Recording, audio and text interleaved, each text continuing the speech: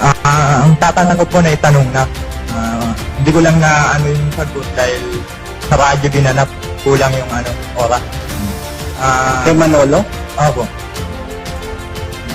Totoo ay yung ginagawa niyo po yung sinasabi niyong papuputol niyo yung ulo niyo. Hindi po ba bawal yun sa Biblia?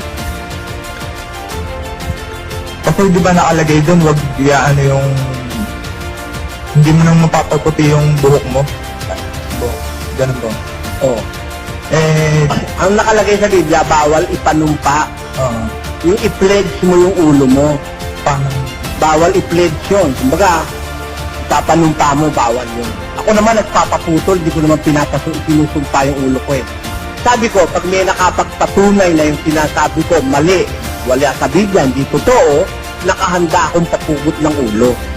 Para mamatay. Para wala nang manloko. Di ba? Meron po bang gumagawa niyan sa mga ano? Yung mga alagad? Basahin natin. Batiin ninyo si Prisca at si Aquila na aking mga kamanggagawa kay Kristo Jesus, na ipinain ang kanilang mga leeg dahil sa aking buhay.